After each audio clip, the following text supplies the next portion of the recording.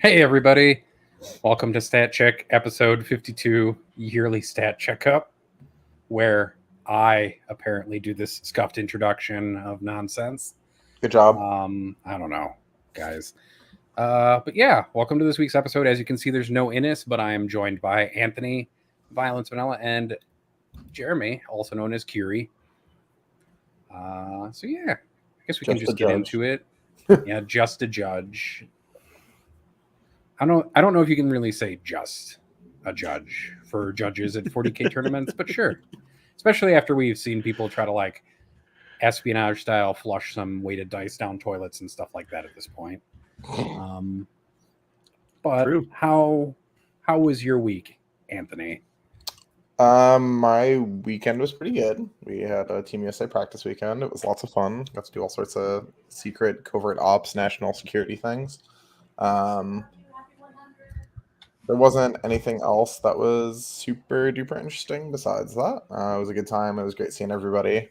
Got another one again in 2 weeks, like when lists become public.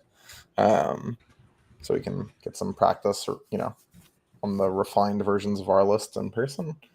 A little bit of team camaraderie before we ship off to Europe and try and win. Yay! But yeah, it was fun. Had a good time. I had to play 10th, so that part sucked. But aside from that, everything else was good. How about you, Jeremy?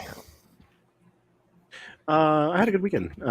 Let's see. Saturday was another RTT. We're doing them every single week till WTC, basically. And then Sunday was a practice day with Francois, just basically putting his army through the ringer. Yeah, that was about it. I've been kind of on and off sick for a few weeks, so I've been trying to take it a little bit easier, knowing that WTC is going to practically kill me. I say that as I also am getting ready to fly out Thursday morning to Seattle. I was going to say, Tacoma is the easy money. WTC is what's going to kill you. Are you playing War Masters again? Of course I am. So yeah, that's going to be... You're going to be riding the struggle bus to...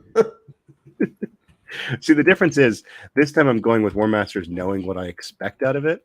Last time it was this is my first time. Let's see what happens. Let's see. But yeah, this is very much a let's just take it easy. Cool. Nathan? I had 2 games of 10th edition now. One with Imperial Knights and one with GSC, which was a Nice. terrible thing to do to some poor person, but such is life. Yeah. Now I'm finalizing my list for Capital Clash in just a couple of weeks, which is definitely just me deciding that it's okay to play Eldar in order to try to get a golden ticket to go to the Atlanta Championships, basically. Horrible! So this week and next week, I will be practicing a whole bunch of Eldar nonsense with and without Wraith Knights to kind of figure out kind of what I want to play. But I don't know. I'm going to be chatting with Innis later this week to kind of figure out like a finalized version of that list and what I'm going to borrow from a bunch of people in Canada in order to play it. So that's kind of what's going on right now. Other than that, my work is real noisy because they're apparently digging some kind of supervillain lair next to my office. So I guess watch out for that in the future. Yeah, I'm also doing War Masters. So, but I have no idea what I'm going to do for War Masters yet or who I'm going to try to grab an army from in order to play in War Masters. I mean, just staple one together through everyone else's armies. It'd be really funny. Just play it all mishmashed and. I figured I'll just grab one of the nations that forbids their players from playing in War Masters and just borrow one of their WTC lists. So you could just borrow Anthony's list then. You could, Yeah. in theory. I'll just borrow mine. watch It'll me work because play... you won't know how to play it because you won't have played it in the lead up. I know. I'll just show up and Anthony will just hand me a fucking box. And he'll be like, good luck. Yeah. Custodies aren't that hard. You'll be okay. That's fine then. We can talk about it later. I'll talk to people later. There's been too much trying to figure out just the stuff for Clash. So I haven't even thought about. I'll borrow your list, David. You want me to borrow your WTC list? Sure. But yeah, that's about it. I don't really want to talk about stats this week, but I'm gonna talk about stats this week because even though they make me horrifically sad all the time, so yeah, apparently I'm just gonna borrow David's army. Is apparently what YouTube chat has decided. I don't know what you're bringing or how that's gonna work out, but we'll figure it out. Just slide into my DMs and detail it.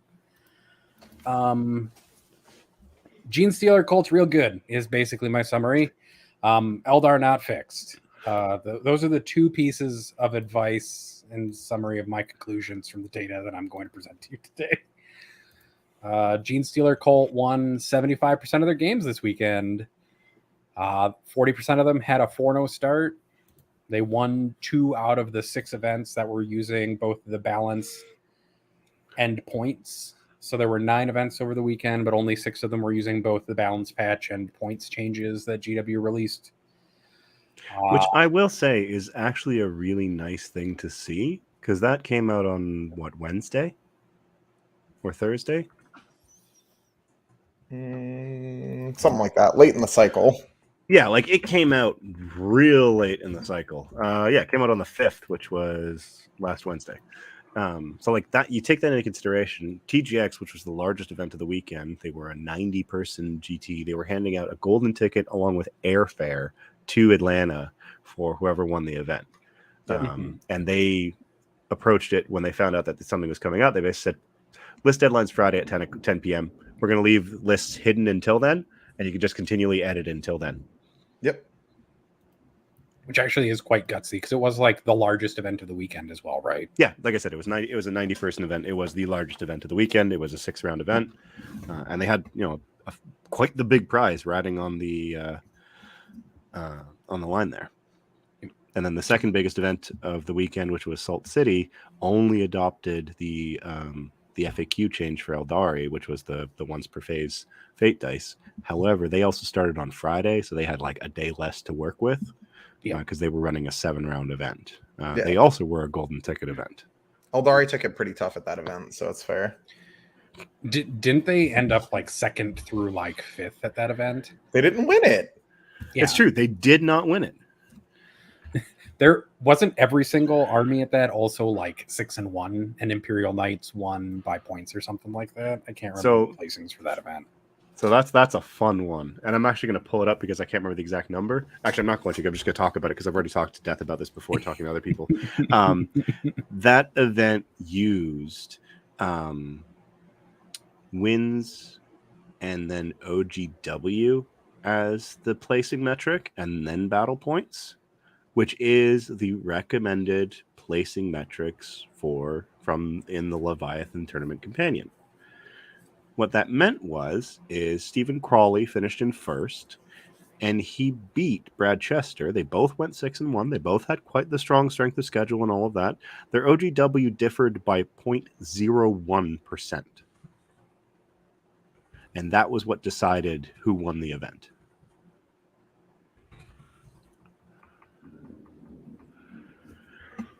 That's OGW might as well just be like friends made along the way as a. Well, you are cheering for your opponents for the rest of the weekend, so yes, it is. No, I meant I just tried to make up something ridiculous, like stories told in the 4th battle round. Like I hate that method. You want your opponents to do well the rest of the weekend, so you build them up even after you've crushed them. I mean, I want them to do that anyway. And you hope that they don't drop.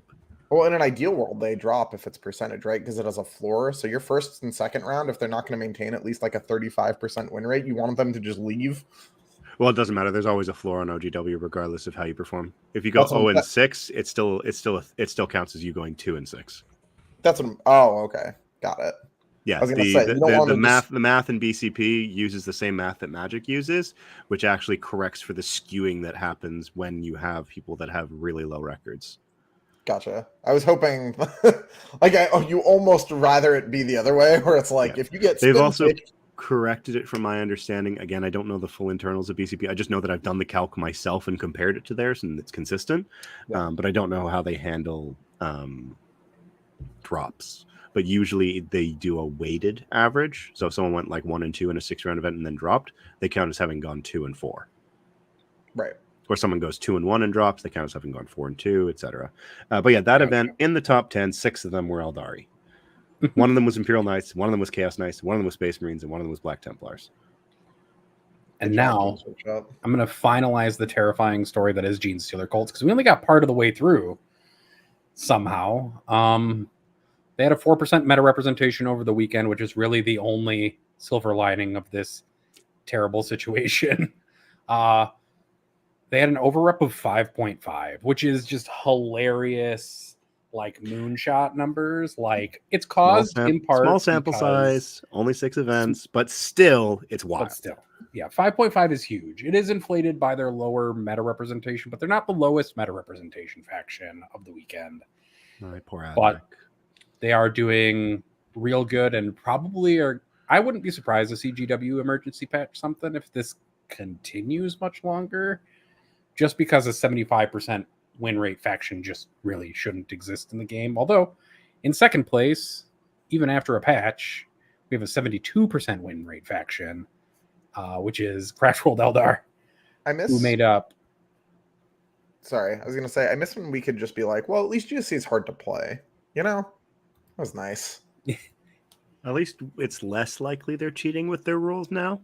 I don't think that's true. I think it might actually be even more true, like more possible, because it's easier to make mistakes with some of these rules, I think, than it is with other ones. Like when I was playing the army over the weekend, I was like, man, you can make so many mistakes so easily with this faction. And a lot of them can definitely be in your favor. Real easy. Like the Nexos thing for the two, if you try to use the 2CP stratagem and stuff like that, which I thought of and learned later, you shouldn't and cannot do that. Right. So there are definitely like layers of errors you can make that make the armory even better. Yeah, exactly. David, that's what I'm saying, is that it used to be hard to play. It is certainly not anymore. Also, I mean, maybe this is a good question for Jeremy just right now. If you bring in a unit from Deep Strike or reinforcements and somebody overwatches it and they kill, like, say, 7 out of 10 of your acolytes, can you then, because it's still in the reinforcement steps, regenerate that unit onto an objective? I thought neophytes were the only ones that regen. Do acolytes regen too? Yeah, they can. They both do with the icon. Oh, because they can both take the icon. So the reality is, WTC has had to rule on this, and WTC has had to rule on very few things this edition because things are actually quite clear. The balance is whack, but the rules are pretty well written. I got into a fun conversation with Lim earlier today, where he said, with the core rulebook and the designer commentary, you can answer almost anything, almost. But that specific issue with the GSC coming up, being Overwatch, losing models, and then resurrecting them, you technically can't place them because the rule for adding models to a unit states that it has to be in coherency with models that started the phase on the board. Cool. That should work like that. They should still be able to add in coherency. You can do that. I don't think they should be able to start on the board. They shouldn't be able to add new ones at all. I think it's like such a massive GSC buff that they're allowed to do that. Because like, did you wipe literally the entire squad? No. Okay. Bomb. Well, you can't do it in WTC. You can in WTC. WTC has actually ruled to make it work. Outside of WTC, it does not work. Like you cannot legally set up the models anywhere because the unit was not on the table at the beginning of the phase. So WTC basically said what you do is you leave the models where they are, and when you add them back in, you say it's here, it's here, it's here, it's here, where the models originally were. That definitely does feel like a spot where they wrote the rules very poorly. Yep.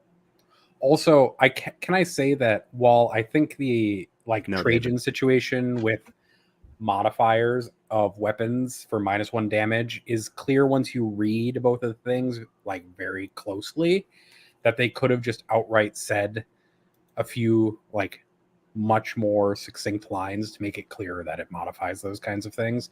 Mm-hmm. Instead, they wrote like a paragraph of jargony nonsense.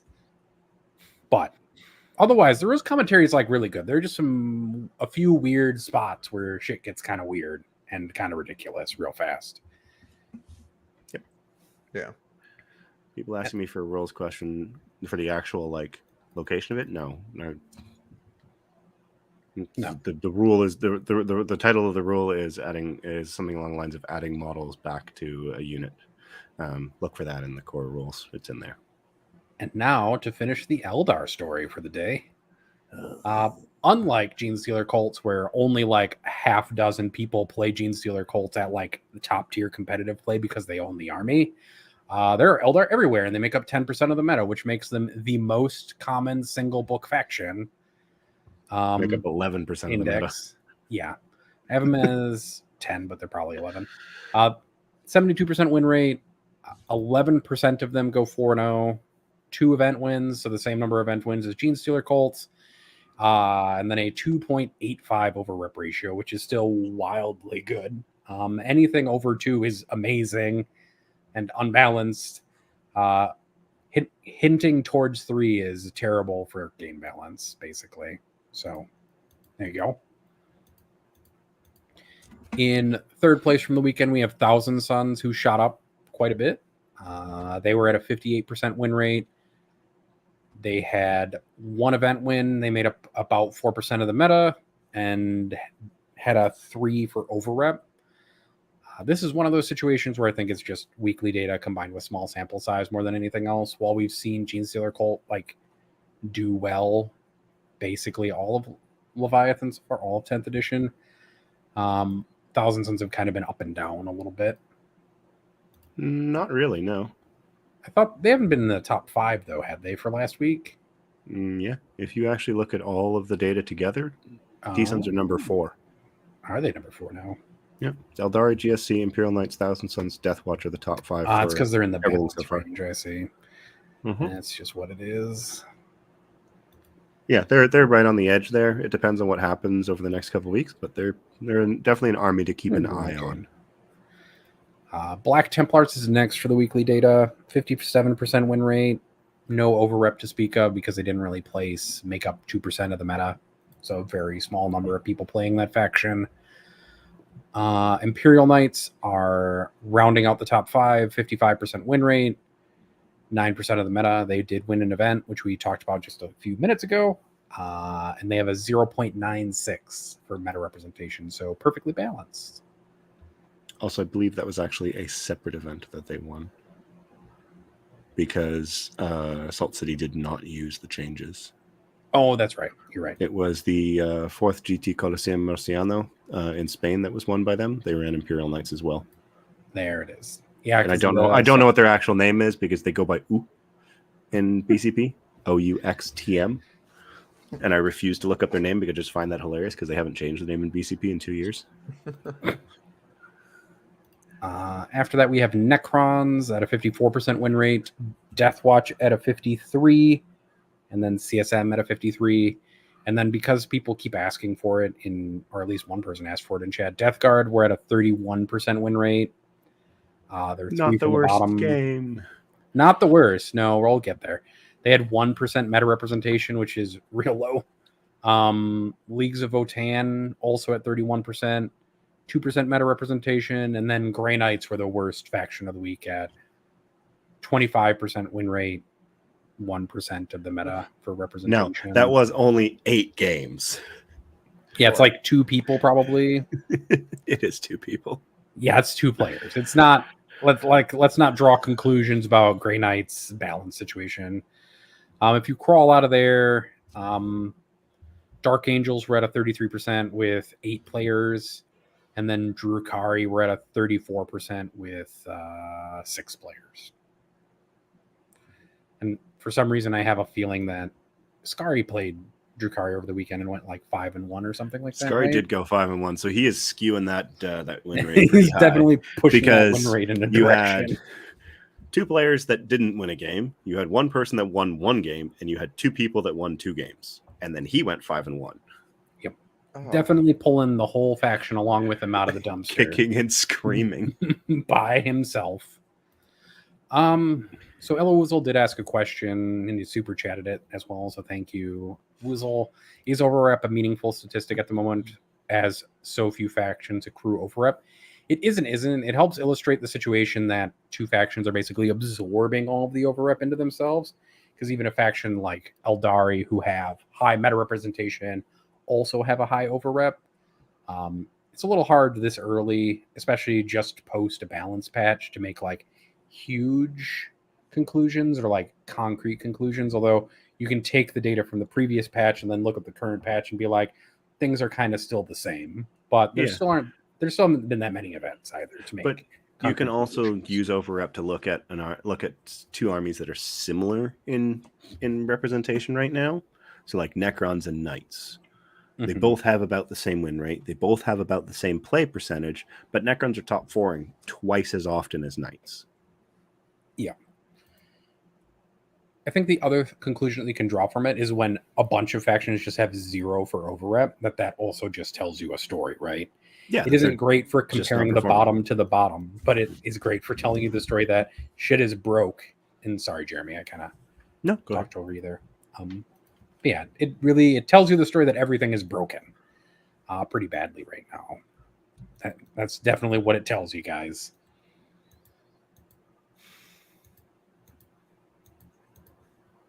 So those are the stats. I don't really know what else to tell people. We'll wait to make some better conclusions over the next couple of weeks to see if there is an impact from the data slate as we get more numbers, because 6 events isn't a lot of events. But if I was a betting person, I would almost picture Gene Stealer Colt flirting with an 80% win rate. We may see that happen. We'll see if they beat Harlequins to the 80% win rate from peak Harlequins. Mm-hmm. But yeah, I have a fun stat. Something that we were talking about a little bit earlier in one of our discussions. Vader, tell me it's going to be okay, Nathan. He can. I mean, if you want. it might be okay eventually. So what I want to say is that GW put out a balance patch. It wasn't enough, but they They're doing addressed things. a concern and tried to do something about it. I'm hoping that the data coming out showing that they did not fix things means that they come out with another patch between now and October, so that we're not waiting 3 months in doldrums of 2 to 3 factions absorbing like all of the event wins before fixing things in a data slate. I kind of hope that. Go ahead, Anthony. We're not going to get like a data slate, right? We're going to get like some point shift in. It's going to be a little bit of creative accounting to try to resolve mechanical problems. Yeah. I mean, it's possible they make some rules changes and some of the more of the things get fixed. But it's also very likely that they just try to patch stuff like the guy in the meme trying to smack duct tape onto a leaking container full of water. Yep. Points changes, trying to stop that leak. But how do you point infinitely respawning Neophyte and Acolyte units appropriately? Do you like triple their points? And Kazar does make a good point, because there is always the risk. Not saying it's necessarily a good risk or not, but watch them overdo the new patch and murder those factions. I think that you could flat remove the respawn mechanic from GSC like entirely, and their win rate would go down like 4%. I'd say 5 or 6, but yeah, it would not be enough to do it. It's not even close. Like to the main, secondary, even tertiary problem with that army. Knock Phantasm and the 3-inch Deep Strike to 2 CP and once per game, and maybe we can have a conversation about those armies having points increases, changing them. I like both those changes, yeah. I also think that like factions that cannot be balanced just need to be bad. Like in this situation, I'm sorry, Eldar and Genestealer cult players, but your win rate is so high and is skewing so much of the meta, like so hard into 2 factions, that unfortunately, in order for 20 something other factions to have a good time in this meta, you might just need to be bad. In fairness, it's like 17 or like 18 other factions. Some of those factions are so shit that you could murder the top for like 18 straight months and they'll still be garbage. Oh yeah, but you can bring up the bottoms as well. You can. They've chosen to do that never since I've played, but so far. I mean, they did that multiple times with data slates and point adjustments in 9th. I've never seen anyone go from being bottom to come up, right? Like Death Guard was just bad Necrons. through all of Necrons. Necrons is, but they weren't. Sisters, Necrons didn't get fixed via slate; they got fixed via secondaries Marines. for the most part, right? Yeah, but that was part of the changes because they also got point reductions. Yeah, but like, how much did that actually matter if the secondaries weren't changed, right? Necrons the were never thing- a good army. You never got tabled by Necrons, right? You only got outscored by Necrons. But what I'm saying is that they have the same tools to pull on right now that they did before. They don't have secondaries They to work on, don't. but they still have ways of changing how much you pull on the table, how your army works. There are plenty of things that they can do to change that. Sorry. Yeah, they're They just have- missing some of those tools, right? Yeah, but Because they have secondaries are gone. used multiple tools over the course of Ninth to bring up armies that were bottom tier and brought them to almost the top, if not the top. I think also one of the things we need to see is like what some of these early codexes look like. A little bit like Index Hammer is shit right now. Yeah. To be No, it's not Yeah, good. brutally I'm not honest, saying like, this it's is not great. good. I'm just saying that like It's- they have plenty of resources at their disposal to make this work. It's unlikely that Codex has changed data sheets, right? They were pretty upfront about being like, these will have detachments in them. I don't think that's true because a lot of stores were also told that they aren't doing more print runs of data sheets. So I wouldn't be surprised if we saw Codex data cards. That would be better. That would- It it'd gives be them an money. opportunity to undo But like Then that to attack basically big says mobs. the ones that are currently written, which we know because of print schedules, they're whatever is coming out this fall and probably winter already went to the printers, That's true. won't change. Yeah, like I don't like. Yes, you can give jeans. That's The not fuck me. is that gonna do? Oh, there was a lot of rubber banding there. I'm not even sure if I got what Anthony said. I did Oh. not get what you said. You want to repeat yourself there, Anthony? I said you can give Gene Stealer Cult a new detachment, but like, what the fuck is that gonna do? Like, Sure. I mean, you kind of have to hope that GW sees this, sees that maybe it's not fixable by points and tries to slap in some emergency rules modifications instead. They have done that like I think once or twice in 8th edition. They did an emergency patch where they changed rules for armies. Just- yeah, So they could do it again. And hopefully that happens. Yeah. Like that's just what you have to do is hope that GW fixes what's wrong with the game right now. And we just don't know beyond the first kind of like attempt in 10th edition if they're going to be able to successfully do that. And I'm not saying it's great to respond to Cultist John, who was like, being bad, you can only, if you can't be balanced, you have to be bad. Like, I'm not saying that's a great philosophy to need to take for balance, but sometimes you have to pick whether you want 80% of your player base to be happy or just 20% of your player base to be happy. yeah. I mean, there's definitely like Well, and levers they there's- have access to. It's just a matter of like how much they like actually hit them. We'll see. I mean, we know that they pay attention. We know that they're going to be around. We know that they're watching. They have incentive to make sure that this edition does well. One of the things that we were being talked about in one of my other local discords is like they are very solid. They are very interested in expanding their IP and expanding their reach. You know, that shows the work that they're, or however exactly it's working, but the partnership with Mr. Golden Boy himself, as well as looking at, you know, more media enterprises, but at the end of the day, it's to bring people into the game.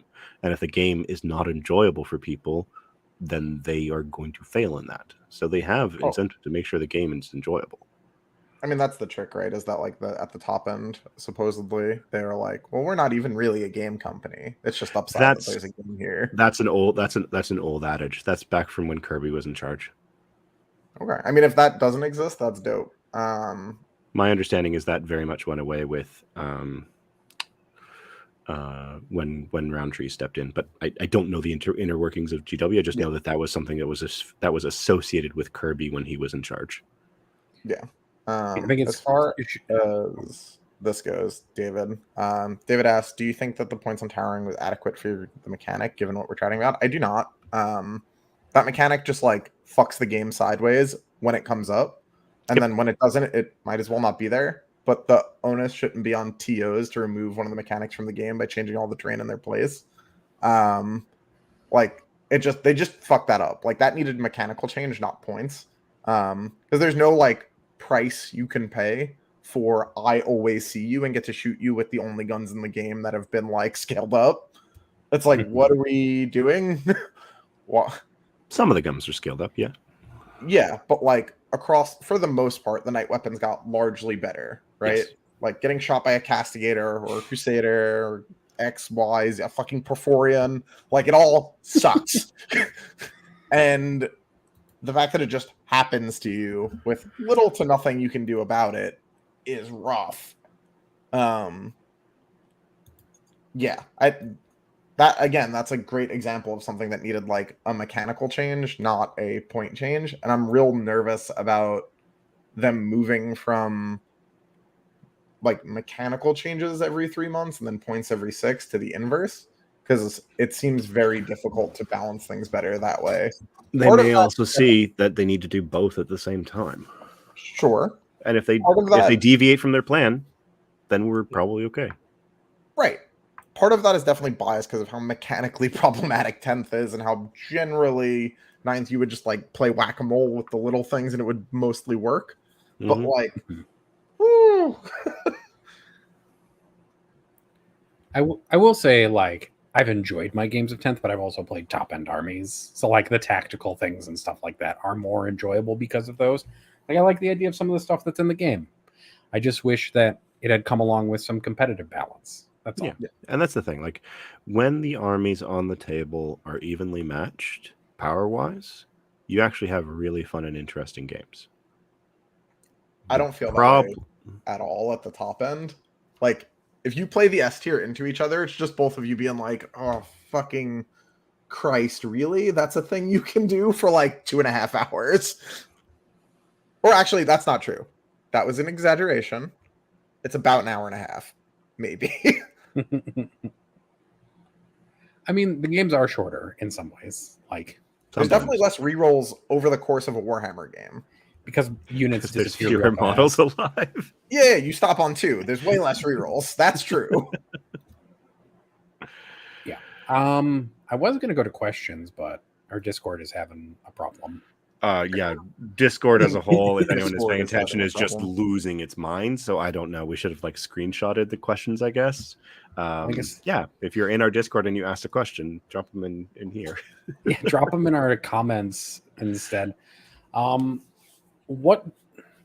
I don't know. It's been a year, guys, to get off of the 10th edition sad train for a minute. Yeah. How do you feel about being a year into the podcast nonsense that we are doing? I mean, the podcast stuff has been good. Our community is great. I'm thrilled that we were able to like grow and cultivate it. It'll be dope when I finally make the switch to D4 and after WDC to have people to play with. Seasons. The Yeah. kickoff. Seasons make me sad, actually. The kickoff a week before. The kickoff a week before. List lock for WTC. I am so sad. I mean, I got back from our practice weekend this weekend and resubbed to WoW. Like, if that gives you an idea of the state of things. Dang. Just come run Helltide with me instead. Nah, Havoc's so much fun. Like, speaking of well-designed things, God, that class was so dope. They did such a good job at that. Love me some Demon Hunter. I'm having a blast with every aspect about Diablo 4 except for like the PvP stuff, which I think I pretend the PvP stuff doesn't exist because I went into a PvP area once, tried to do an altar, and a level 100 just came by and went whop, and I was like, Yeah, okay, I I'm not doing literally this. like dead ass sprinted through on a horse to get the altars. And Yeah, still the, ended up fighting 2 people and basically running away the whole time. Yeah, I mean, action RPG games aren't built to play PvP in them. They're in there for the nostalgia factor from like the rosy goggled nerds. Mm-hmm. But otherwise, I've had the most fun playing a druid in that game. Like, Anthony gave me the suggestion of, why aren't you playing druid, Nathan? And then I went and played druid, and it is by far the best time that I've had with like a Diablo 4 class so far. Right. I just want to say I was talking about a stat, and then I realized we got completely derailed. And in my typical ADHD mashing, it's now back in my head. If I don't talk about it, it's going to go away. So we were talking earlier. We will get back to D4 right after this, I promise, and we'll also answer Ella Woozle's Discord question. But yes. so we were having a chat the other day in one of my Discords about whether 10th is having an influence on event completions. and whether players are actually finishing the events because they're enjoying themselves or they're having a good time. Now, we have a limited amount of data so far. We have about 25, I think, events so far. 1,000 players, 997 to be exact, which is a paltry amount compared to what we have in the 9th edition database. The 9th edition database has 34,000 player entries. In 9th edition, an event on average was played out to 89.5%. So what I mean by that number is that if you have a 5-round event, 89.5% of players played an average of 5 rounds, which means that you had the 11% in it. In terms of actually finishing an event, 69% of people finish events, which is actually a lower number than I expected. Yeah. And I actually am going to go through and dig into that number a little bit more because the number seems very weird. But it seems like, I know why. Never mind. I'm going to take that back. LVO screws everything up. LVO, all of the Top Cut events screw things up. So that's why it doesn't. That's why it's not making sense. The other metric making more sense, being 89.5, as opposed to right now those 1,000 players that we have for 10th, it's 96%. So more people are actually playing more of the games available within an event than they otherwise would have. Have we seen a major yet though? No, we have not. The first one will actually be Tacoma this weekend. Yeah. Okay. Also, show questions are working on my phone for some reason. So I think Sam just may have messaged me Facebook images of all of the show questions. What a hero. Sam just did the same thing to me. So thank you, Sam, for being a hero and screen capping like all of our show questions.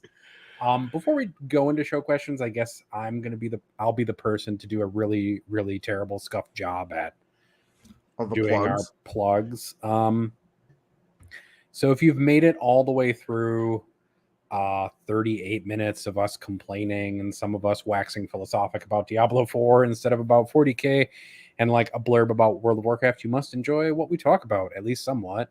At least 76 of you are watching right now live, which is kind of nice. If you have the opportunity and the ability to, we would love it if you joined our Patreon, which is at patreon.com/statcheck, where for $5 a month, you can get access to our Discord. You can also get access to a discount code for the Red Dragon, which is the sponsor of this show. You probably saw their amazing and way too good little bit at the beginning of our episode. If you can't, for whatever reason, that's perfectly fine as well. We don't expect everybody to join our Discord or our community on Discord. But if you could drop us a like or a comment or a subscription on YouTube, which is youtube.com/c/statcheck, that would be amazing and helps us with visibility and helps us get promoted in searches and stuff so that more people see our content. There was something else that Innes mentioned. Jeremy. Typhus offer coaching. Oh, yeah. Innes and Typhus offer coaching, which you can also get at StatCheck in the coaching tab. There's also other shows on our network, which include X and One, which is Cliff and Tim talking about Dad Hammer business and how to be successful at 40K while being super busy. And then there's also Enter the Matrix, which is Typhus's show where he talks basically about teams events exclusively, like the Team Canada shirt that Jeremy's holding up right now.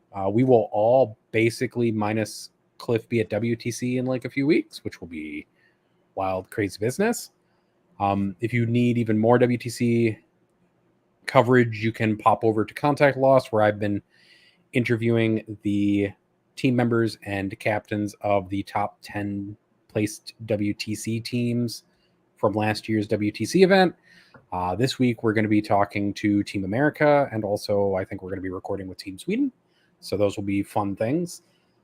Other than that, we also have a new merchandise provider in the UK through Saltire Etsy, Games, which is Brian Game. And the link is, we'll put the link to it in our the YouTube link to comments. it is in the show description already. Okay, awesome. So if you're located in the UK, check out Saltire Games. We've partnered with them to offer some branded merch.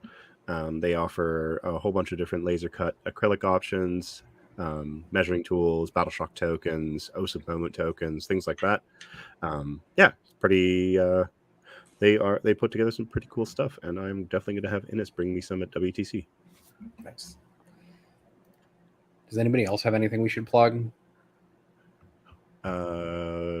Come say hi in Tacoma. Did you plug the Saltire Games thing? That's what He we just did. Just Yeah. did that, right? Okay, cool. Okay. Yeah. We're just like extra scuffed because I practice this even less than Innes does. And Innes actually has notes in front of him, and I definitely didn't think that far ahead. Yep. Oh, the notes are pinned in RO. Chat works. I don't think I tried using Innes's notes once, and I can't read his handwriting super well. All right, we need to type those out then. Oh, We I should don't know. just type Scuff, those out. scuff plugs It's are part fine. of the thing. People say you want us to plug your wedding, Evader. Yeah, go to Evader's wedding, wherever it is. Congratulations. I'm sorry. I don't know, because now a bunch of 40K nerds are going to show up at your wedding because they're going to look it up on Google and just be like, well, stat check said I could come. So Yep. congratulations on your extra guests. Godspeed. And I guess, did we also plug Red Dragon? Yes, we plugged Red Dragon at the first bit. I promise. I want to toss a plug out there for a friend of mine. So this was one of the people that I was working alongside for when I was at Kansas City. He is running a GT in St. Louis, Missouri. Freedom USA, as he has put it in his message to me. It is a 100-person 40K GT and a 60-person Sigmar GT, as well as 30 people for Kill Team and an unlimited Apocalypse table. But yeah, 40K is what they're focusing on, and they're hoping that GW, makes the game fun by then. Hopefully. But yeah, Doug is a absolutely wonderful person. He was heading up most of the singles at KC, and he was just a lovely person to work with, and he has been in touch with me ever since then. So just want to give that a shout. So the event is actually called, because I should actually give the name of it. I scrolled away because I'm an idiot. Is the Gateway Open? Our chat in YouTube, by the way, is like a feature, not a bug. So if you ever do watch or listening to this via podcast, you should at least watch like occasional episodes on YouTube, because the chat is ridiculous and hilarious. And you can also see us accidentally react to it and laugh quite often. Do we want to pause for like 5 seconds so we have a spot to insert the ad and then do questions? Well, just put the ad in, and then that does it. Oh, well, fine. Just do that. Yeah, fuck you, future editing, Jeremy. Bye pause for bye. you. Be right back in like 10 seconds.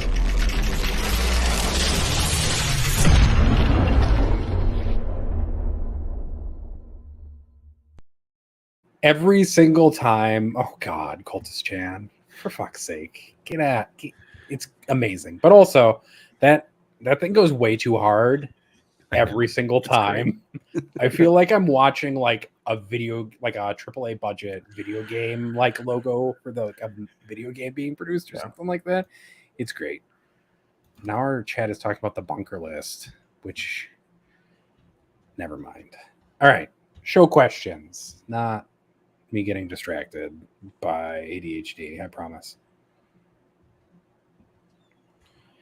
All right, the first question is from Dan F, who asked a question before I got the thread up, which is, what has everyone's favorite in-game moment of 10th been so far? Mine was definitely Mazrog Skagbad. Freaking anything to do with that guy is amazing. He is the baddest of men, or orcs, I guess in this case. But he definitely took a charge from a Lancer and then killed the Lancer and then took just 16 wounds off of Canis on Fight on Death. Lancer Knight, not Lancer.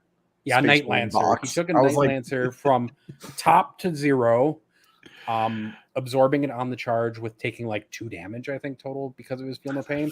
That Feel And No Pain then- is so spiky. Canis killed him and then took 16 wounds on the clap from Fight on Death. So Mazrog Skagbad is a bad man and probably deserves a theme song for every time he commits to a charge or something. Yeah, like bad That's 80s awesome. rock music. Yeah, 100%. I think for me, my favorite moment of 10th was not in a game, but rather when I was talking with an orc player who was coming back to the game about what Gretchen and Zodgrod do. Because I just put the very silly idea in his head of running 20 Gretchen, 2 Runt Herds, and Zodgrod, and running them at the opponent on the watch and being like, try to kill this. What does Because Zodgrod do? Zodgrod makes the unit -1 to wound. Okay. Gretchen have a rule. Well, Gretchen have Runt Herds in the unit, which are T5. You use their Gretchen toughness. do have a special rule where, so long as there is at least 1 Gretchen in the unit is T2, is considered to be T2 for the purposes of ranged attacks, but not melee attacks. So you scout move them, advance them, and charge with them, and just tag everything in your opponent's army and say, "Kill me! I'm T5 -1 to wound with a 5-up invuln." And the look on his face as that silly idea, and I said, it's a very bad idea if you go second because they just die because shooting is very lethal right now. But it was very fun as he was just cackling at the idea of Zodgrod running and poking his stick at the Gretchen behind them. Boy. Immediately, the response from YouTube chat is, "Oh man, melee definitely needs to be punished more." Every day we drift further from God's light.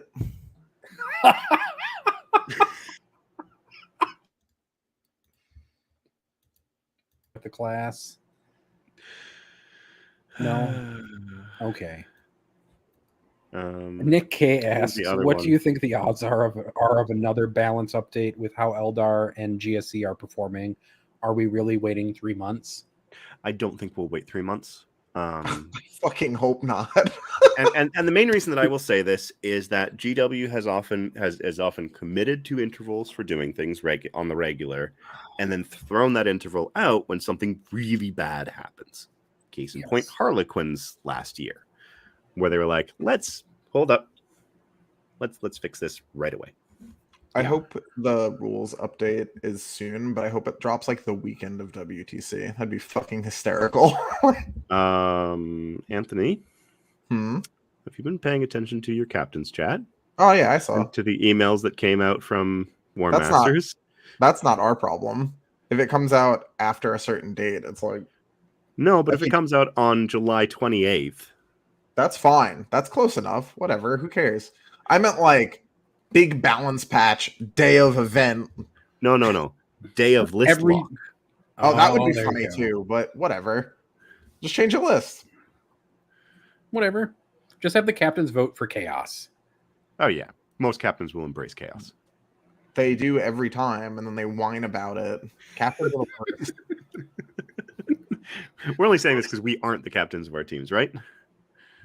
Yeah, there are teams. I'm not the captain. That's true. We're supposed to be members of them. Shit. Logan asks, with some tournaments creating their own balance decisions, is their data useful or will it be discarded? It depends on what they do.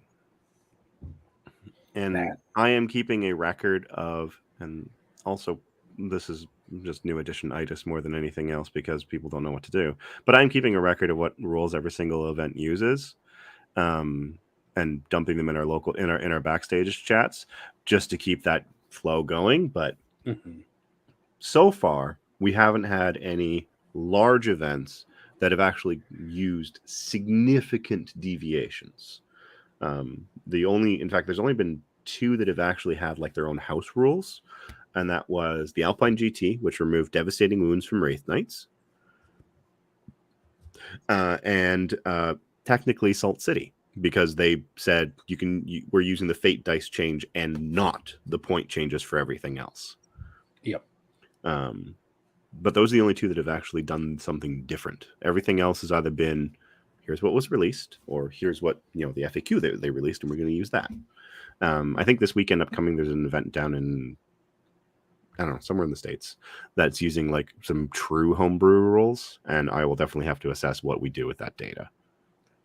I mean, so far, like our backstage chat pretty much like looks at and then talks about anything that's kind of weird or different, and then makes a decision about whether or not those things are included in our statistics or not, but in a way that's like transparent. Like currently there are just 6 events in there, but we could add a tab for changing the meta or changing a rule system to dashboard or something like that in the future if we decide to do it. If this becomes like a really common thing, we're not going to do it if it's just like one event out of 12 a week or something like that, because that's just nonsense. Well, and especially if they're all using kind of their own rule sets. What we did for 9th was we actually had a special category where we just said other for meta, where it was just, and we didn't include it in the default filters. If you wanted to, you could go look at it. But like a good example of that was the Prague GT last year, which used, if I remember correctly, Crusher and the Leviathan book and like, the Tyranid Codex. And it was just like, please don't do this. The next question is, what has been your favorite place to visit? Ooh. In general or for 40K? I think in general. I'm choosing to say in general. That's what I'm going to say. Because the answer to that is Iceland. Ooh, that's I get to find that out in a couple weeks. You will. I mean, you'll have a very different experience than I had because I went in the winter, and Iceland is literally polar difference when you go in the summer versus the winter. I think mine's a tie between Spain and Thailand. Those were both just amazing places to visit. Both of those places sound amazing, but I would die of the heat. I spent 2 weeks in Thailand and I hated every minute of it, aside from when we were sitting on the beach. We went to Chiang Mai, which is up in the mountains, which was where my wife was an exchange student. Cool. And since it's up in the mountains, it's a lot cooler. It's still hot. Don't get me wrong. Still hot, but cooler. Bangkok was oppressively hot, and I hated that city with a fiery passion after being there for a few days. Don't blame you. I know a lot of people that have been to Thailand because of Muay Thai, and I don't know anyone that's like spending time in Bangkok. Yeah. I don't know. The food in both those places was amazing. I travel for food basically at this point. Museums are kind of all the same at a certain point. Like, sorry, folks.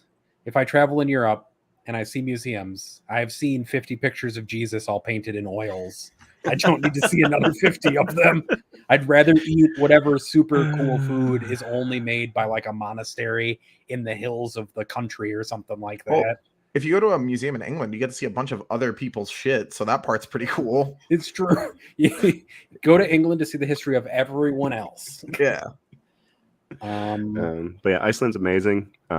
Gorgeous country, super friendly locals. Food is pretty good. You have to try the hakal. Is it the shark? No. You've already had the Brennivent, so one half of the you must try this things have already been done. Yeah, that was fine. We're good. Plenty. You got to try everything at least once, right? No, you don't. No? Okay. Nope. Got stabbed, don't need to be shot. Like you can just not do I mean, we can use a little bit of sensibility. We can be like a food. Yeah, you must try most.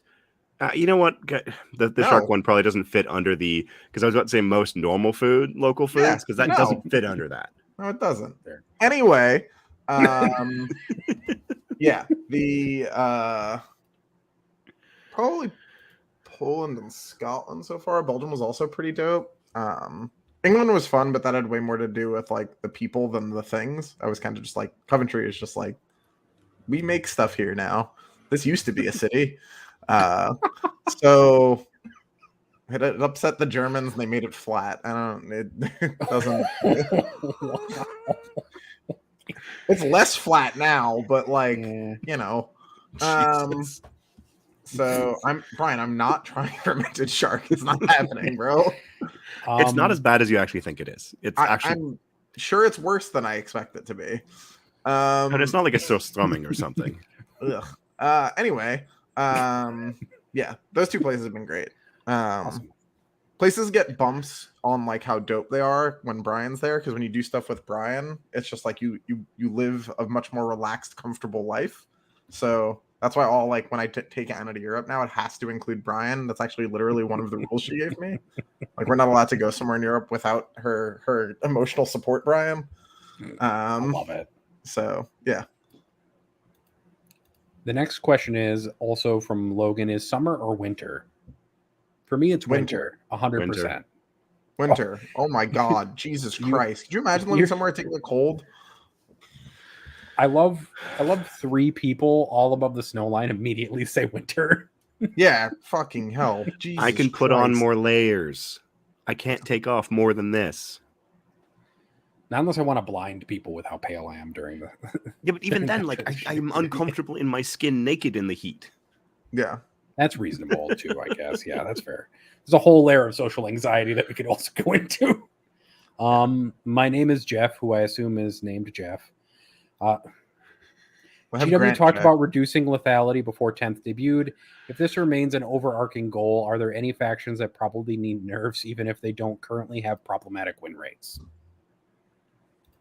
Most of them. Like, Okay. Let's approach this from the I was going to say custodes maybe. yeah, Need a definitely tap. custodes. I mean, like, I'm not just being a sarcastic asshole. Like, actually, most of them. Like, You could probably be okay with not changing Death Guard or leagues in terms of lethality. sisters, maybe. Probably Like- sisters as well. Sisters, you probably have to tap the infinite 6s on fate dice thing, but like Drukhari damage, Drakari's fine, I think. yeah, as they stay where they are. I don't know, like But most of the top could probably use some kind of an adjustment. anything that Um, has a semblance of a chance winning a game, and AdMech against vehicles would probably all need to come down if you want to have. I don't think even AdMech yeah. against vehicles needs to. Oh no, I've watched AdMech just rip vehicles like actually in half. Like that's not even a game if you let them do their thing. But If you let them again, do their thing. but it's not that hard to do their thing. Like I guess. it does a shit. Like AdMech is fucking awful. But if you just put vehicle holes in front of breachers, you get obliterated. Okay, yeah. If you do that. Please don't tap Votan. They're depressed enough as is. I was gonna say, I hope These. Votan go to Ballistic Skill 5 in the next balance update. stop it. Richard asks, oh, well, that's not. Oh, there's a question. First, he wanted to thank us for making content, and that he said that we are his favorite podcast, which I appreciate. Thank you, Richard. Thank you. In a local meta that is not overly competitive, what is the best way to try to improve aspects of your game without becoming too competitive in quotation marks? For example, having a well thought out list or pre-measuring when most people in the local meta don't.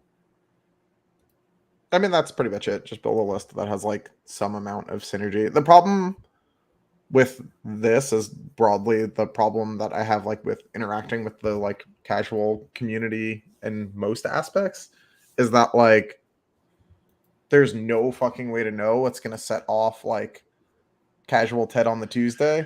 It's like, did you take too many of a thing that bad touched him in 5th? Well, even if they're not good now, you're the asshole. So it's really hard to see like to gauge what or where that is. Yeah, and it's challenging too because there's always that element of, and I've said this multiple times, and I say this always to my locals. You always need to make sure that you are clear with your expectations when playing games. Yeah. But even setting expectations like that can still miss if two people have different definitions of bring a halfway competitive list. Yeah, and like the other side of the coin too is like a lot of the times what you're dealing with that sort of stuff, in my experience anyway, isn't that the person actually cares if the game is casual or competitive. They just want to be able to win it. So like if you just beat them, you're just like there was never a chance for this to have been. Whereas if you play it out and it's a 5-point game, they're like, "Ooh, this was fun." Yeah. You can definitely go into games and just be like, I want to try to do this, right? Like you can try to do skill and decision or technique based things. Like I would play games sometimes and I would be like, I want to do combat trickery in 9th, basically.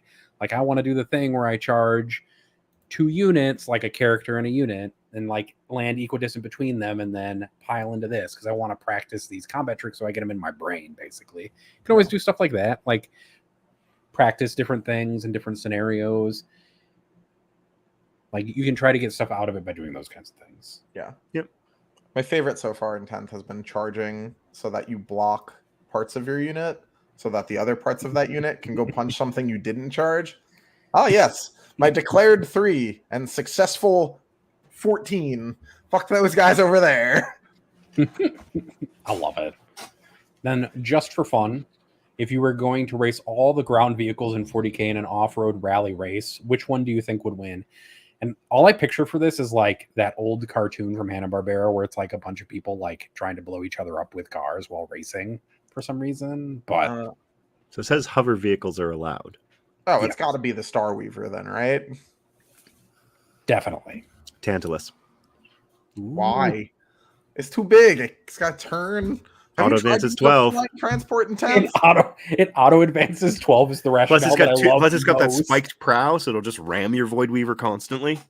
Yeah, just get out of the way. Just move like next to a building. The Tantalus will have to use all of its 12 inches of movement to rotate. I love how 3 people proved their olds by remembering the title of that old Wacky cartoon. races. Yeah. And personally, I think it is whatever orc vehicle is painted the most red. Damn it. 'Cause Baby red ones go Stompas. faster. Yep. Yeah, it'd be the red Stompa that's like moving through reality so fast because the orcs believe it's the fastest. Yeah. No, actually, if anyone wants a really, really cute picture, they should go look at the baby Stompas that were posted in the WTC model approval chat. In fact, I'm just going to pull them up because these things are adorable. Where are they? Baby Stompas, baby Stompas, baby Stompas. Elo Woozle, the problem is that you all knew about a cartoon from like the 80s. That's why I decided you were old. That's all. You're old at heart if you know that cartoon. Sorry. All right, I'm going to try to not crash Discord doing this because Discord started working for me again. I had to close it and open it again, which fixed all my problems. So the number one tech suggestion actually works. Yeah, turning it off and Turn on it off again. yet. So IT you is haven't. hard. All right. So this was a Stompa that was submitted along with baby Stompas. Those are adorable. Are they being used as grots? Because those They are Gretchen because they are Gretchen size. They are Gretchen height. So it is a Stompa army. You have the mama. You have the daddy Stompa. You have the mama Stompa. And then you have the little baby Stompas. I love everything about this. Oh man, I love that. Did that get approved or do they hate fun? It got approved. Hell yeah. There was no way that there was no way that could not be approved. Fucking love it. I love everything about this. This makes me very happy. Things like this make the hobby worth it when the meta is shit. Yes.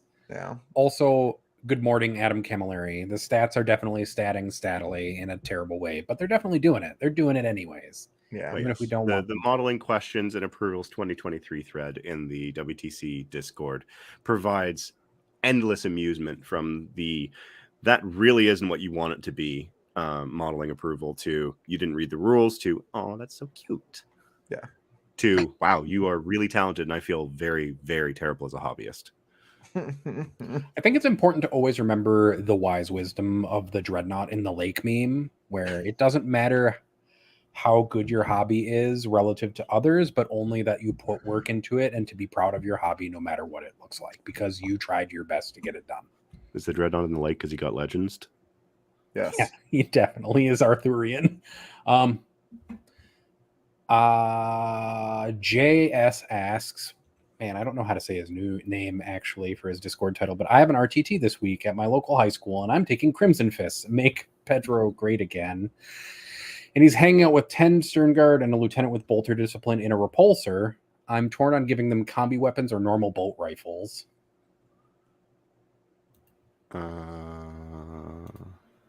think normal bolt rifles is just the play with Stern Guard for the range. Yeah. Just play that. Oh yeah, you don't give him combi weapons. You Yeah. give him the Stern Guard bolt rifle. The one that has every fucking keyword. Yep. It doesn't have all of them. It has damn near. It's not twin linked. Challenge accepted, said somebody on the GW rules team. Challenge accepted. It kind of does, right? Like I do want to see close. a weapon that is precision, heavy assault, twin linked, rapid fire, something, devastating wounds, and Melta. It's pretty close to that. It's missing like 2 of those. Well, the hilarious thing is that when you look at the instruction sheet from Leviathan, the combi weapon had anti-vehicle 4-up and Melta 2 on it. Sure, it did. Because, from what I can tell, originally it was a combi Melta. And Meltas were anti-vehicle 4-up. Oh, yeah. Sorry, Call this Chan. I forgot sustained and lethal hits. Also, Yeah, it's called the Vindicar rifle. we're just going to move to the next question because we're hurting Anthony's feelings deeply. Nick K asks, what's the stat check tier list looking like right now? At least the S and A tiers. I don't think it's really that hard to determine. The S tiers are definitely Eldari and GSC. And then you can probably include like Imperial Knights, like right under them at like top A, bottom of S. Thousand Suns are good. Yeah, I would say Thousand Suns, Knights, Necrons. No, maybe CSM in the A. Yeah. D is still for Death Guard, Adam Camilleri. Sorry. The only tier for Death Guard is the lowest. No, tier. they're definitely F tier at this point. Death Guard is great if you want your opponents to buy you drinks. True. So it's the Alcoholics army. Yeah. Just put like one of my favorite opponents did at LVO, just put a shot bottle, those like little plastic bottles that are like one shot of liquor, like inside of your models, and then give it to your opponent when they die.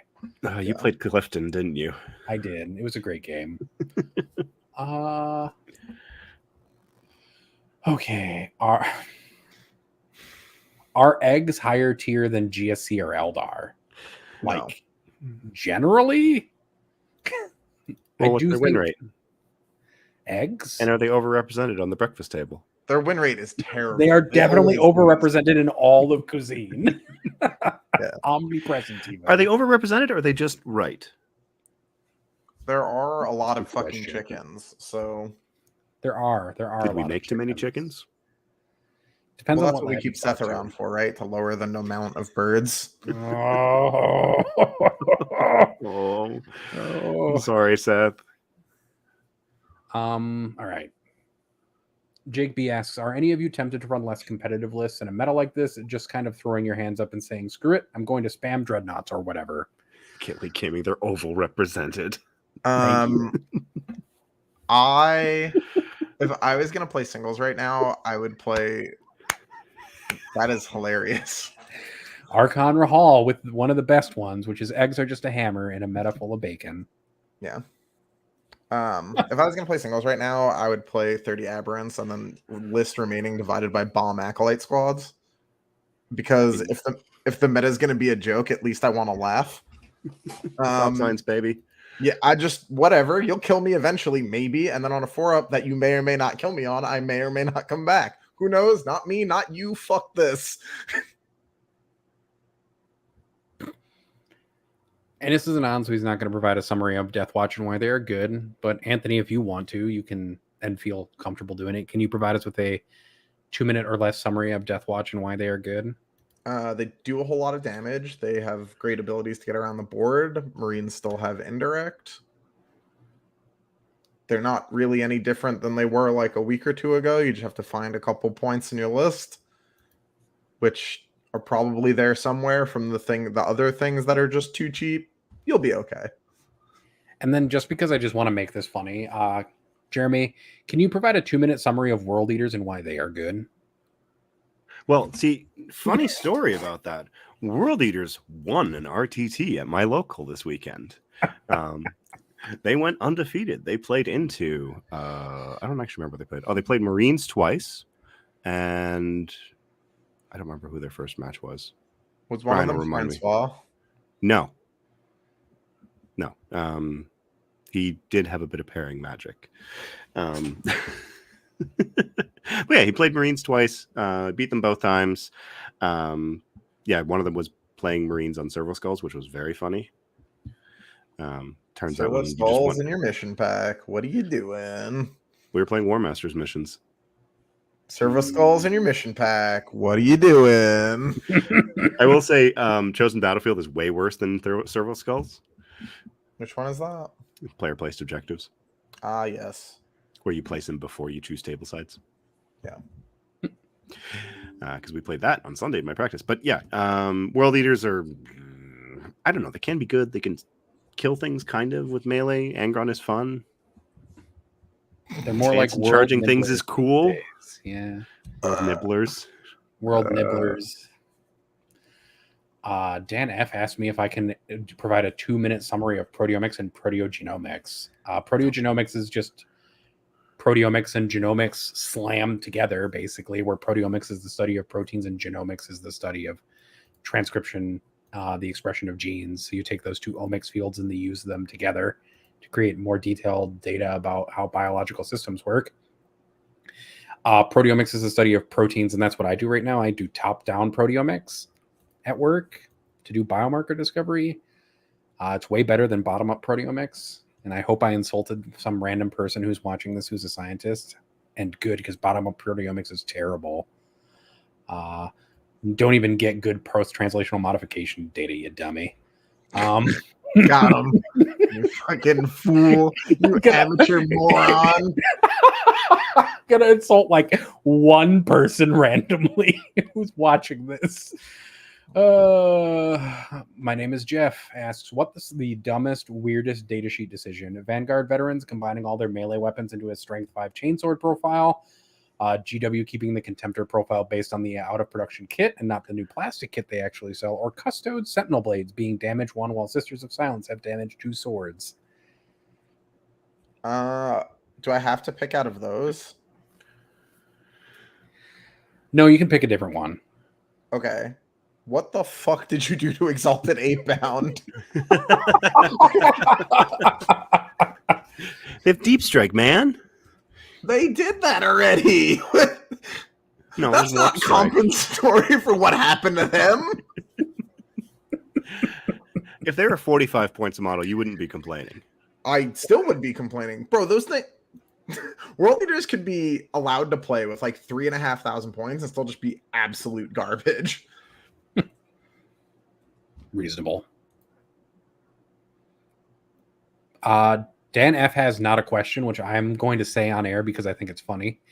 David Gaylord, if you are listening, Desolation Marines and all Primaris cannot be transported in Rhinos. I don't know if that's correct or not, and I don't know why you're calling out David in particular. Here. But yeah, in here, in this show. I mean, David's watching, so you can call him out. That very technically worked, but I'm not happy about it. I'm going to skip Morris's more of a, on a scale of 1 to 10, how broken are Wraith Knights still? And he put it with a picture of a Wraith Knight in like 6 pieces and missing a head. Still more broken than that. Yep. I think I told him earlier that if somebody collected the entire world's supply of Wraith Knights and threw them into a giant fire, I wouldn't be sad. Yeah. Don't breathe it. Yeah, it's true. Some of those are 3D printed. Toxic fumes will definitely get you. Typhus. I'm not. Oh, actually, I will. If you were to choose one character within the game that resembles each of the stat checkers the most, stat checkers, I don't like that. Who would you choose? Wait, Karn. Bile. What did I get? You got Bile. I don't know if I like that, but that's okay. Fine. Accepted. I'm going to accept. And I can't choose one for myself. That's not right.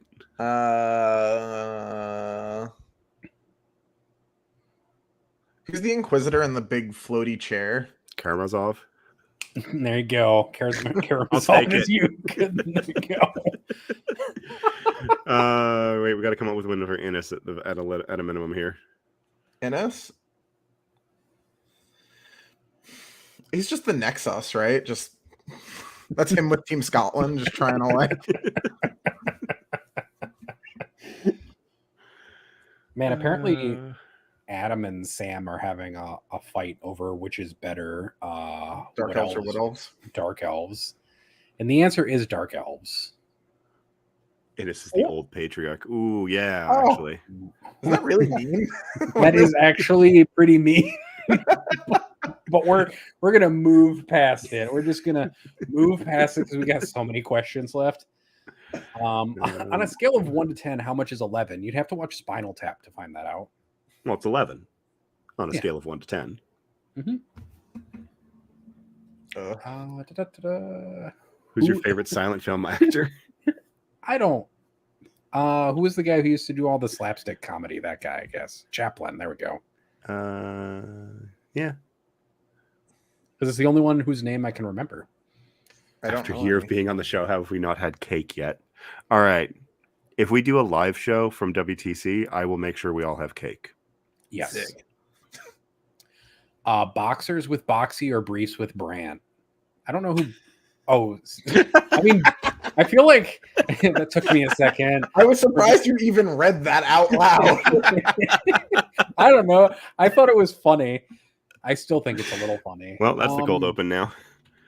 God damn it. Yeah, well, that's the Not life even you a- live.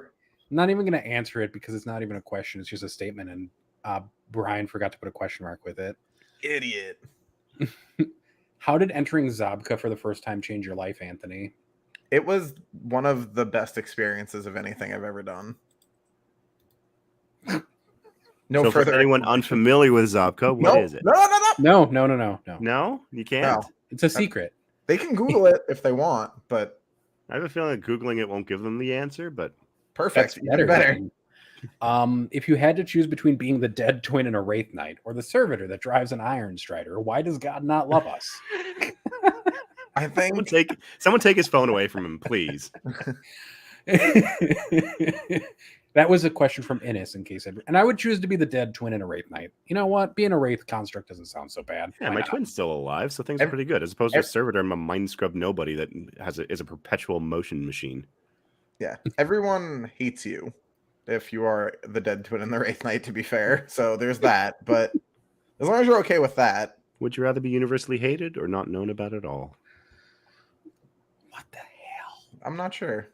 I don't even understand NF's question, so I'm just going to move on past it. Yep. I'm going to move No, past I know Typhus's- exactly where that's coming I'm going from. to move past Typhus's question. Did you ever, Logan asked, did you ever play Dreadnought? I assume the video game. And can we get a moment of silence as the server shut down in just hours ago? Oh, that is sad. I never played it, but that anytime a game server is shut down for the final time, except for when Star Wars finally goes, fuck you, BioWare. Kind of excited for that remake from BioWare, though. Which one? They're remaking, or somebody's remaking Knights of the Old Republic. Oh, that's cool. I was talking about the online one, the Old Um, Republic. Yeah. I gotcha. One day that game will finally die. Brendan does ask a good question, but that's why I'm going to skip it. Sam asks a question, and it is a good question, and I'm not going to skip it because he was a champion of the show just a few minutes ago.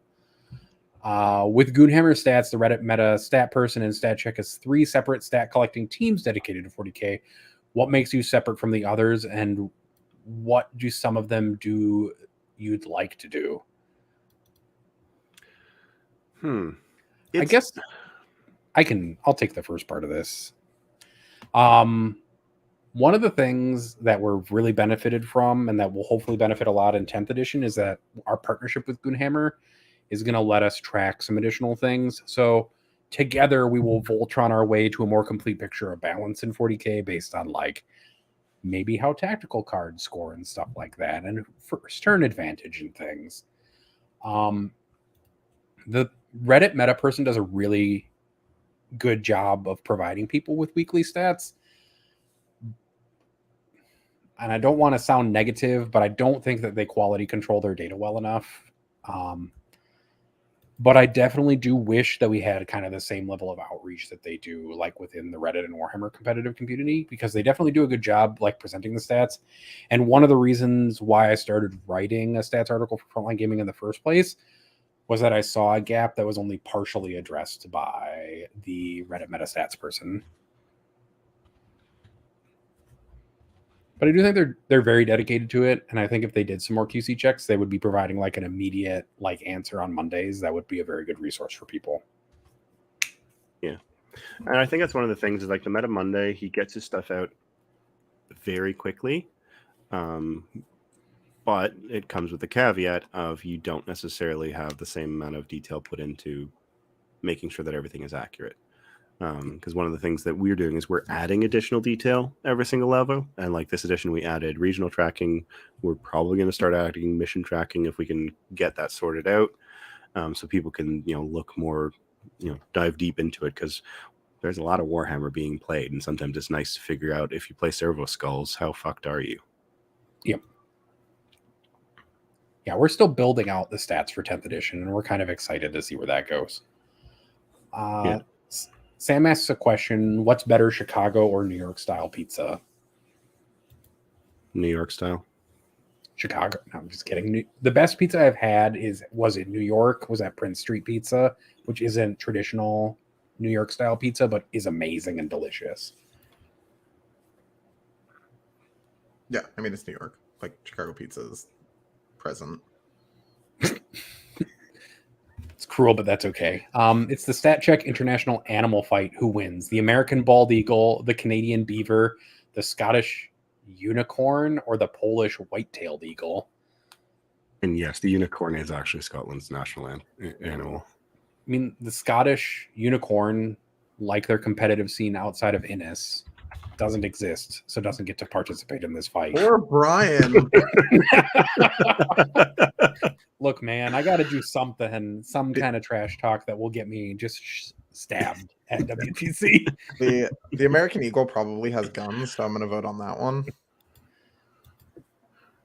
Yeah, the beaver's already built a fort, though. The beaver probably has better health care, so it will survive its first round of injuries. As a general rule of thumb, most of Yeah, the bald eagle just gets its neck snapped by Seth. Me and Brian are apparently gonna throw down. you just signed up to get 20'd in round 1 on the Grudge and War Masters. That's fine. I'll grudge Brian. I like Brian actually quite a bit. So Does the eagle have 9th or 10th edition fly? Ah, come on. That affects both the white-tailed eagle and the American bald eagle. I actually don't think that American bald eagles are like particularly great birds. Sorry, American bald eagle fans. What And the makes unicorn's something mounted, so it can't go through walls. What makes something a great bird? We'll talk about it later. We're not going to Okay. talk about it now. I just can't do it. I can't. No. Should they consider pointing GSC as an elite army? The respawn ability keeps their army flavor. They would also have to go after data sheets. It'd be funny if they priced all of those things at like 3 respawns. I think they would still be amazing. It just doesn't matter that they respawn. I can't say this enough. Like it so doesn't do anything. Like when you just die, the fact that you may or may not kill that unit afterwards, and even if it comes back, like that's irrelevant. You're already gone. Like You're already dead. The battlefield is empty. All of the objectives are held by your opponent. yeah, stop worrying about like that you got to kill 5,000 points of GSC is so broken. Like he killed 2,000 points of your army, and that means the game's over now.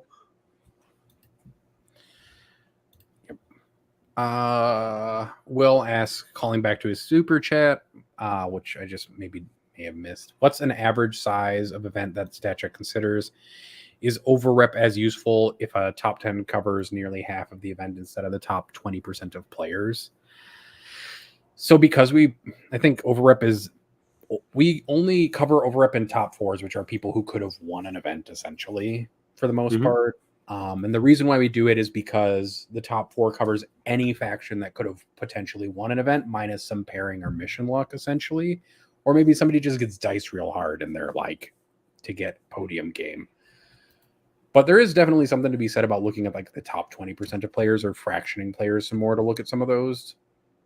But we consider every 5+ round 25+ person event as part of our numbers. In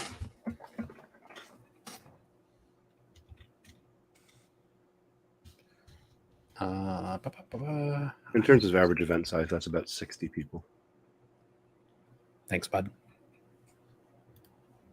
But yeah, I guess that'd be something we could look at. We could take a look at some of the data and to see if what some of the win rate stuff looks like if you start fractioning the data into different distributions, I guess. Dissimilar from GT experience, but more looking at overall performance, probably. Yeah. I'm going to ignore Innis's comments because they just keep getting more and more like sleep deprived. Unhinged. Yeah. Jeremy asks, how do you save Grey Knights? I don't think 25% is accurate, but I also don't think they have the tools to break 40k currently. I think some point reductions, and they're actually in a decent spot. They have good mobility. They have not terrible damage. They're just a bit too pricey. For who? Grey Grey Knights. Knights. Oh, yeah, they're definitely too expensive. Like Also the amount you strength- pay for a marine body is Strength real 6 rough. the army is also not ideal.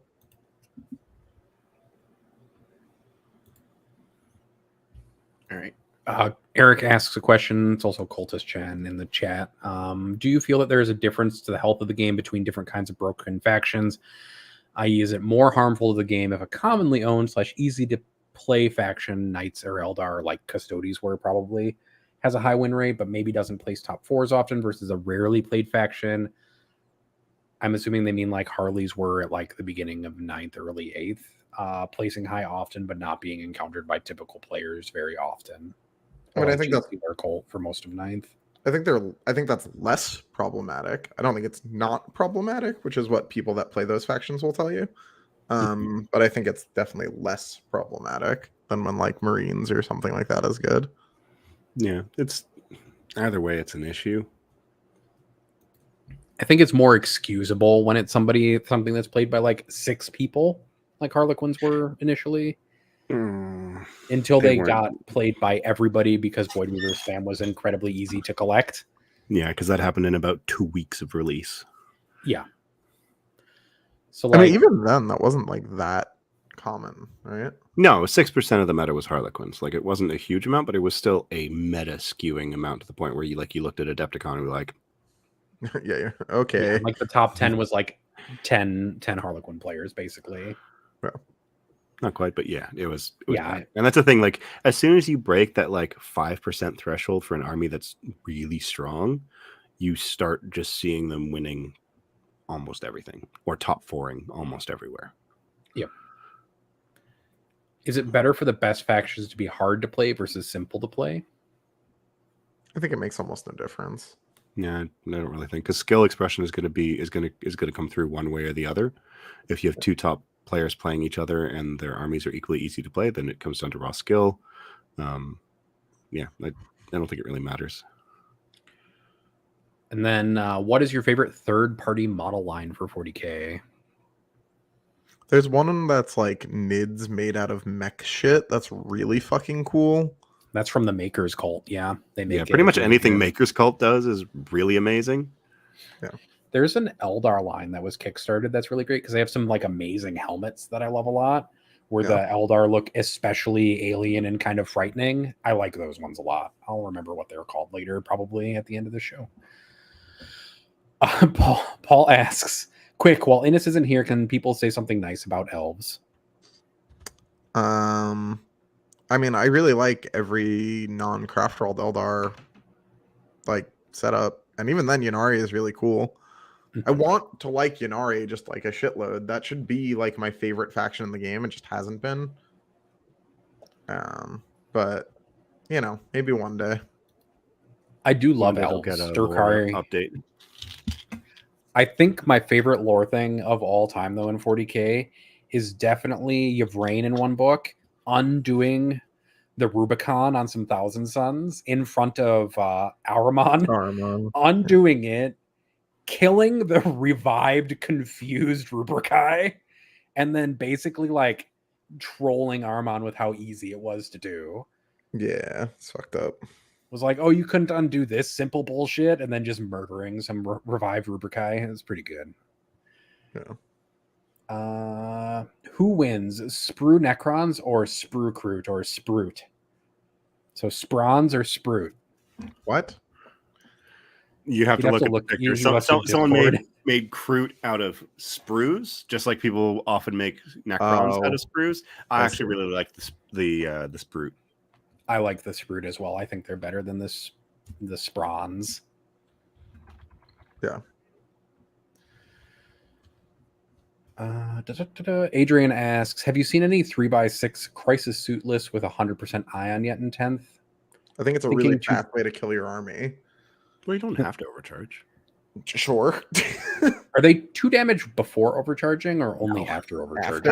And they're only AP 1 if you don't overcharge them. They're also only Oofda. strength 7. We can keep doing this. Yeah, like you need to overcharge them, but there are arguments for running a brick of 6 with full sibs. It's just don't roll any ones. Josiah Gaddle asks, I'm just starting in Warhammer 40k and selected on Rule of Cool Black Templar because they are illiterate space knights who hit things with swords in space.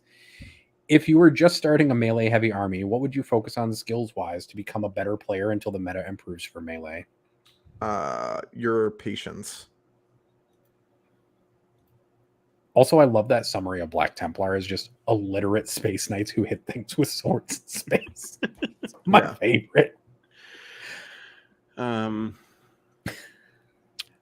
I will also add, because one of the things that a lot of players, we've talked about this many times on the cast, but the mental game, like being able to just deal with a bad game and not let it get to your head and make things worse. Sometimes you're just going to lose a game, and 10th, if you play a melee army, quite often that's going to happen to you because of how things are currently structured.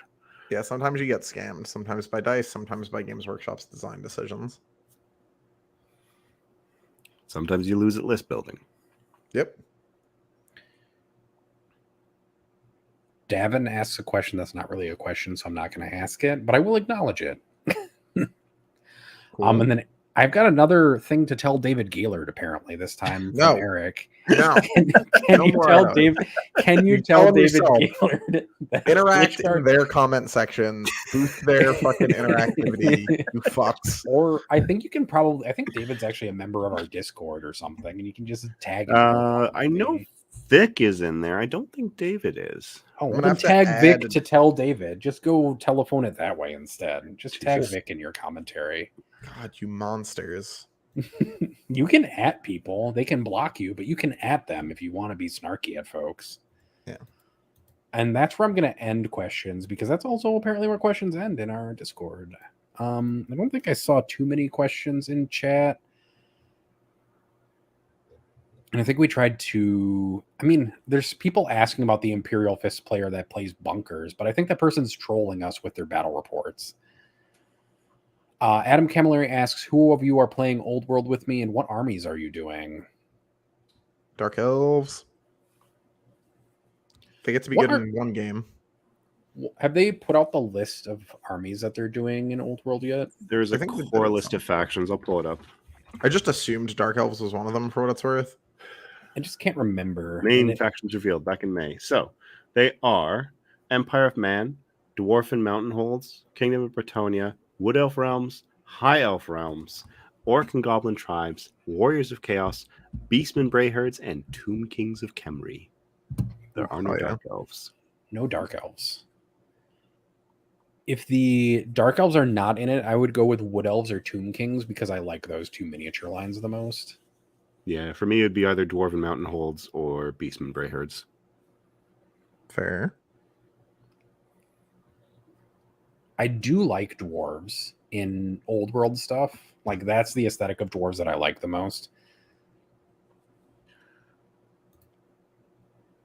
Anthony, you're gonna play Chaos? Just Oh, sorry. You do have Dark Elves. You are going to have rules Oh, for Dark Dark Elves, Skaven, Vampire Counts, Demons of Chaos, Ogre Kingdoms, Lizardmen, and Chaos Dwarves. oh, then it's They're Lizard Men. just not part of the Sorry, initial launch. They're just going to have Okay. rules to play with at the beginning. So if you have your old army, you can play with it. sorry. Then it's Lizard Men or Skaven, Science Rats, or my favorite Total War Army. Sorry, guys. Yeah. So the core factions they clarified are this is what we're going to tell the story with, but those guys also exist. Gotcha. Okay. I just haven't been keeping up on Old World stuff. And I like to taunt Old World fans by saying it's just generic fantasy a lot. So it just amuses me.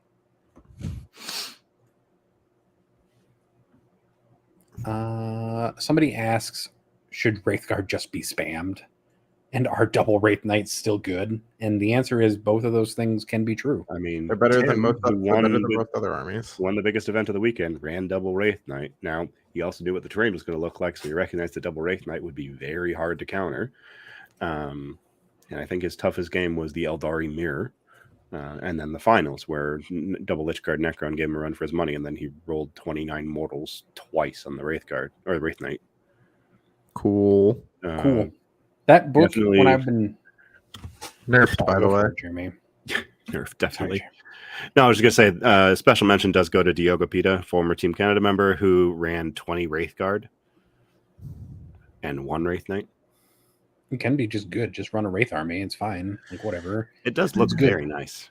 That index is full of good stuff. And as I have been building lists for Capital Clash, I've been having a headache of making decisions because so much of that book is good that you could like grab random nonsense from Forge World and it's good. Like, whatever. Just bring Warp Hunters and stuff and it's probably still good. Bring Lynxes. Those are probably fine. Like, whatever. Just staple a bunch of data sheets together and it'll probably come out okay.